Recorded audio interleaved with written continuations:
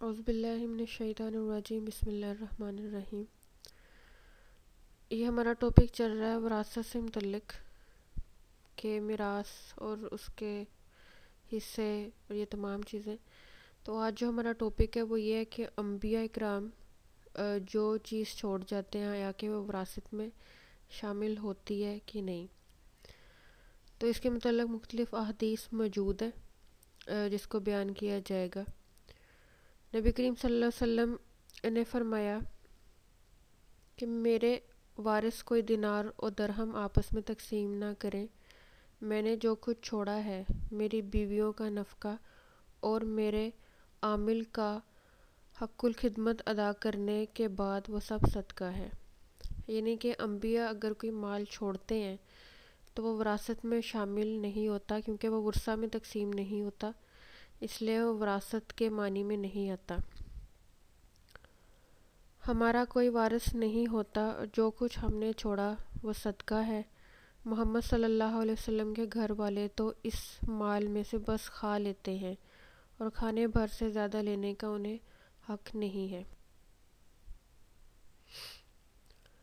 اس مال کے متعلق رسول کریم صلی اللہ علیہ وسلم کی ہدایت کچھ خفیہ نہ تھیں، بلکہ تمام جلیل القدر صحابہ کرام ان کو جانتے تھے۔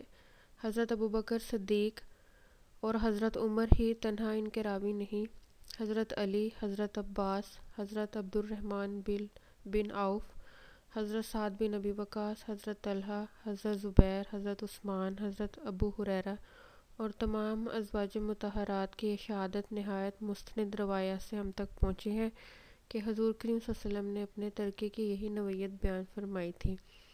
اس فرمان مبارک کے ہوتے ہوئے کون شخص یہ تصور کر سکتا ہے کہ حضور کریم صلی اللہ علیہ وسلم کے خلفاء آپ کی چھوڑی ہوئی جائیداد کے معاملہ میں کوئی دوسرا فیصلہ کرنے کی مجاز ہو سکتے ہیں۔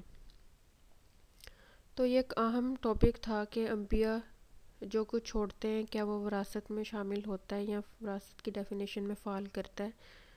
تو اس سے یہ چیز واضح ہو جاتی ہے کہ انبیاء جو کچھ چھوڑتے ہیں وہ بس ان کی ضرورت جو ان کے پیچھے رہ جاتے ہیں، ان کے لواحقین، ان کی ضرورت کو پوری کرنے کے لیے ہوتا ہے، اور جو کچھ بچ جائے وہ صدقہ دے دیا جاتا ہے، لیکن وہ وراثت کے معنی یا ترکہ کے معنی میں نہیں آتا۔ السلام علیکم ورحمۃ اللہ وبرکاتہ۔